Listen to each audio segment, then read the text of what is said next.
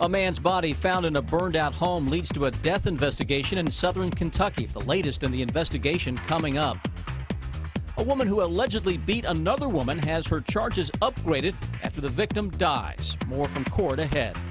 The Bardstown mayor says he made a mistake after the police chief retired. We'll hear from him coming up. This is WKYT News at 4:30.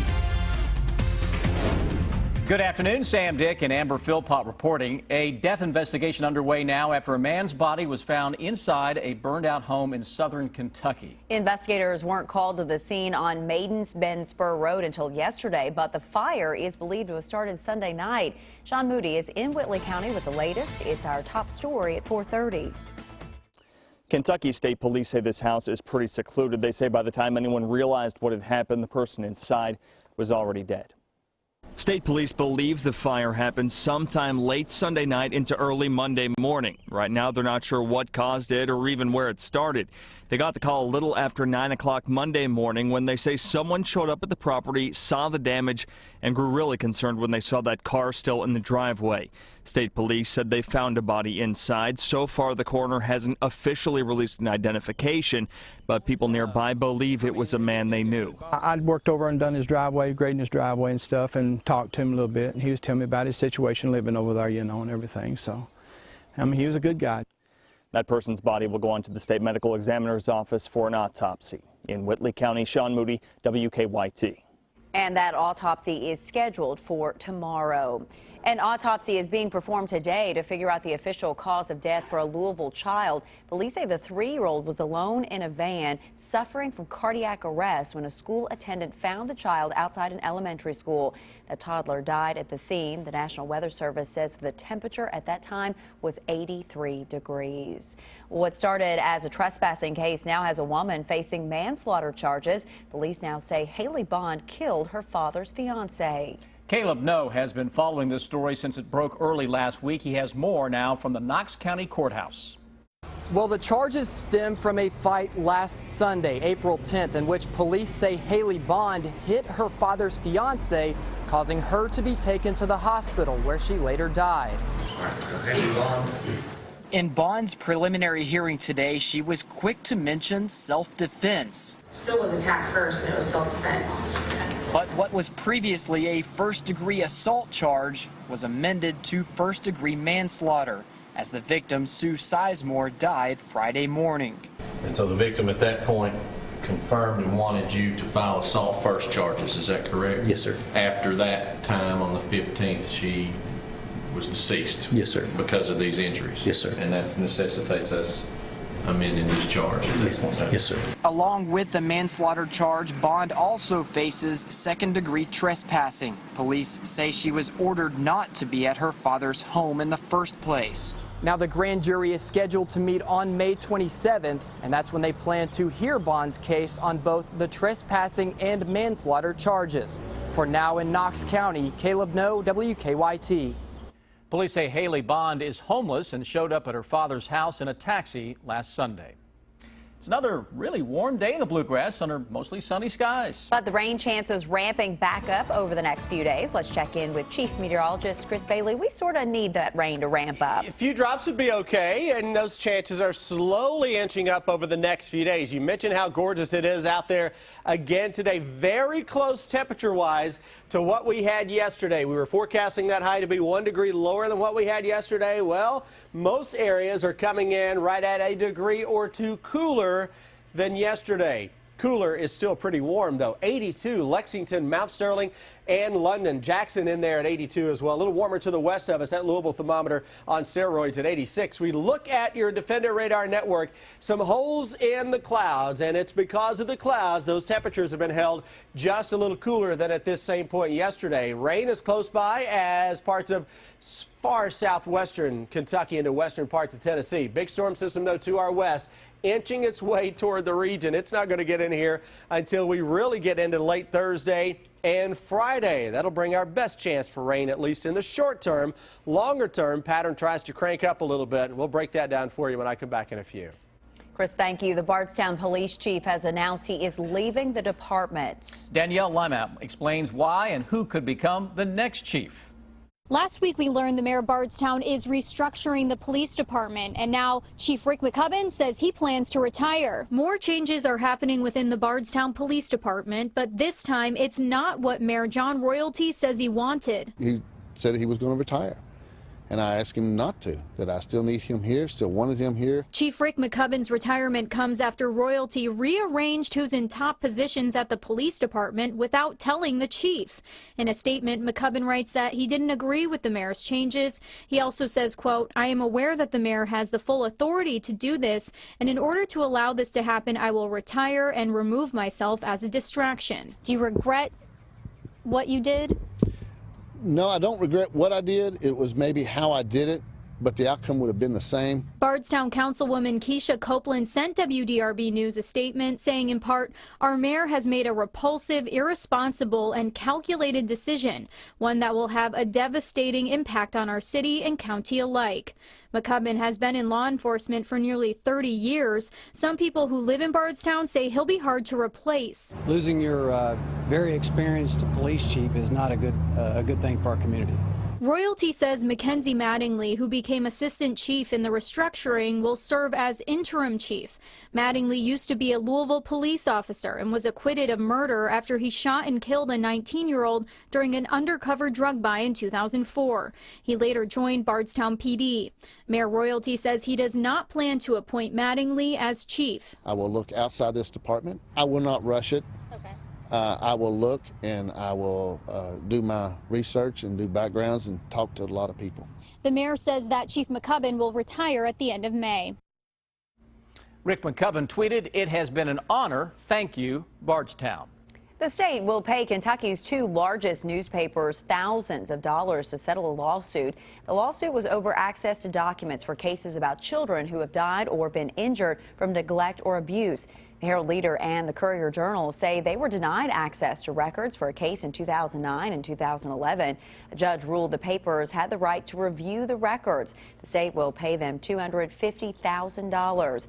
You can read about this story now on WKYT.com. Speaking of that, the Houston area is struggling with deadly widespread flooding, and more wet weather is on the way. An estimated 1.5 feet of rain flooded homes just west of Houston, killing at least 5 people. Omar Villafranca reports from Houston, where people escaped the rushing water.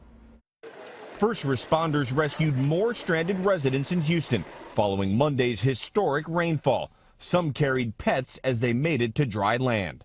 We panicked. I mean, we have a 2-week-old. The water keeps rising, and it was unsafe for them, and it's terrifying, especially if you can't swim. On Monday, rescue crews worked around the clock in boats and even jet skis, saving children and seniors. People escaped to safety any way they could, on air mattresses, in empty container bins, even inside refrigerators. Seen anything like this before? Well, the last time it got like this in this area was Allison. The water line, it came up to right here. This is as far as it came in. This is the largest flood event to hit the Houston area since Tropical Storm Allison in 2001. Where 23 were killed in Texas alone. Engineer Sunita Singh drowned as floodwaters overtook her while inside her car. Her husband Raji says his heart is broken. Okay, cancer, this heart problem, all that I understand. But this, driving to high water in the middle of the city and there's nothing that could be done, it's a terrible loss. And more rain is in the forecast. Texas and nearby states face possible flash flooding through Thursday. Omar Villafranca, CBS News, Houston. And the Red Cross says 11 shelters in the Houston area have been helping about 400 people who have been forced from their homes because of those floods. It is a special way for people to remember their loved ones. Some cheerleaders at Morton Middle School are hosting a memory walk this weekend. Deanne Stevens is out and about with them to explain the details. Hi, Deanne. Good afternoon, WKYT. A special greeting from the Morton Middle School cheerleaders here at Morton. We are preparing for a very special memory walk, and this is the first year that the cheerleaders have put this on. We have Ann Madden with us. Ann, why did you guys decide to do this? We decided to do it so that we could It started out as a fundraiser and a community service event. The fundraising part is finished. Now it's all just a community service. So it's a way that we could give back to the community. It's awesome for these girls and boys, I love it's a co-ed team, to see what community service is all about. Talk a bit about that and how it's not just about cheerleading. It's not. Life is not just about your sport or your activity. It's about giving back and finding people to help, and it gives you that great feeling. And it definitely, they're making a difference, but how can the public help them make a difference? They can come be a part of our walk as well. It's for anyone who wants to come walk. You can come walk in memory of whomever you would like, and it's just a time to share stories and have a special time to remember that person. All right, the event is Saturday, and where? This Saturday at Bluegrass Memorial Gardens. Registration starts at 8:30 and the event starts at 9. Okay, you can also check out the website to get registered now. But for you, a special treat from our Morton Middle School cheerleaders.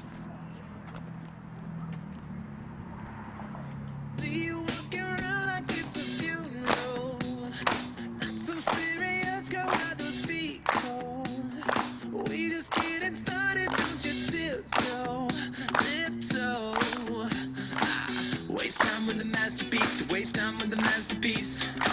You should be rolling me, you should be rolling me. You're a real life fantasy, you're a real life fantasy. But you're moving so carefully, let's start living dangerously. Talk to me, baby. I'm moving on from this sweet, sweet baby. Oh, let's lose our minds and go crazy, crazy. Keep on. Here we go. Let's go, Morton. M-U-S-T-A-N-G-S, Morton. Go Mustangs. 1, 2. Go Mustangs. Good job. Our Morton Middle School Mustang cheerleaders, come support their memory walk this Saturday, Bluegrass Memorial Gardens. Check out the registration to get registered, or you can just show up on Saturday morning. I'm Deanne Stevens, out and about. You guys say back to you. Back to you. Thank you. We appreciate that. Christopher Walken talks about the dysfunctional family Fang, and a Hollywood power couple goes on camera to apologize. Terry Okita has your eye on entertainment. Longtime character actress Doris Roberts has died. She won 4 of her 5 Emmy Awards playing Ray Romano's nosy mother on CBS's Everybody Loves Raymond. Frank, no, come on, stop. Roberts died in California Sunday at the age of 90. It was already the hottest show on Broadway. Now the hip-hop musical Hamilton has scored this year's Pulitzer Prize for drama. Johnny Depp and his wife Amber Heard released a videotaped apology for sneaking their dogs into Australia. When you disrespect Australian law, they will tell you firmly. I am truly sorry that Pistol and Boo were not declared. The couple brought their terriers into the country on a private plane last year. Heard pleaded guilty to providing a false immigration document, but avoided jail time. And setting a new standard for family dysfunction, Nicole Kidman and Jason Bateman star as the children of performance artists in The Family Fang. I'm not a child anymore. Christopher Walken is Father Fang and had some personal insight. I grew up in show business, and the more I think about it, I couldn't have had a more interesting education. When the parents disappear, the siblings face the toll of their unusual childhood. The film opens nationwide in May. That's your Eye on Entertainment. Terry Okita, CBS News, Los Angeles. I'm looking over there and I can see all of the different Kentucky cams that Chris has, and it just looks like a beautiful day all the way around, no matter where you are. It does, Chris. You've got some great stuff to show us over there. We don't, and we all have our seatbelts on here by boss's order, so we can't take off running outside. See, we look at those sky cams. We just want to take off and get out and enjoy it. If you get a chance this evening, I suggest you do the same. Those current temperatures are low 80s in most areas. 82 London, Lexington, Frankfurt. We're up to 83 degrees now in the capital city. 81 showing up into Jackson. Look at that sky as well. A little bit of high cloud cover that is out there. Humidity levels again today way down there, but overall can't really complain about the weather. It is absolutely gorgeous. I'll come back in a few minutes and we'll track the potential for a little shower and thunderstorm action as the week wears on. Right now, let's see what's going on the roads. Here's Officer Don. Some of you have Lexington traffic flow this afternoon. Down Pike. This crash is on the ramp from the inner loop of New Circle to Newtown. The north side, police have part of that ramp blocked. Plus a gas line repair happening on Fontaine. That's Fontaine just down from Sycamore. Drive time this afternoon, On into Scott County on 75, no problems. Northbound, it looks like 64 to Winchester looks good. And on to Frankfort with nothing unusual. Now back here in the studio. Officer Don, thank you. A futuristic restaurant service and a special teacher's pet. It's the video that will have you talking. Take a look at this. This is either cool or creepy. Robots have taken over this Asian restaurant. The robot restaurant debuted this Saturday in southwest China. 5 robots replaced some of its servers. The robots were programmed to bring dishes to customers' tables, but only according to predefined orders. Capable of doing the work of 2 people, managers say they won't be replacing their human servers anytime soon. The server bots don't provide much customer service when they can't respond to specific requests. And while they might attract business, managers say they can't reduce the need for human labor. How do you tip them? I don't know that I would bumping into things and spilling things. And that's, by the way, it's going to replace us one day. Probably. A British teacher is using some new tricks to teach children how to read. The students are getting a lesson from the teacher's pet, literally a 2-year-old chocolate lab named Fernie. Students get the chance to practice reading to the dog. They say he's a good listener, and Fernie shows off his special trick too. Head teacher Nick Gardner says his hound can read, but he only knows 4 words right now. Teaching a dog a new trick takes some time, you know. Can Fernie really read? Fernie can read in terms of he can recognise shapes on the flashcards and derive meaning from that and do what it says. Oh, labs are so very smart. It took a lot of training and treats, but it did pay off. The head teacher says seeing Fernie read gives his students some added confidence. You know, we see that so many times where pets or animals are used to help kids learn and build confidence when they're doing that. Bring them into the hospital, special places. So, all right, much more to come now. Thank you for joining us. We are back here on WKYT now at 5 o'clock.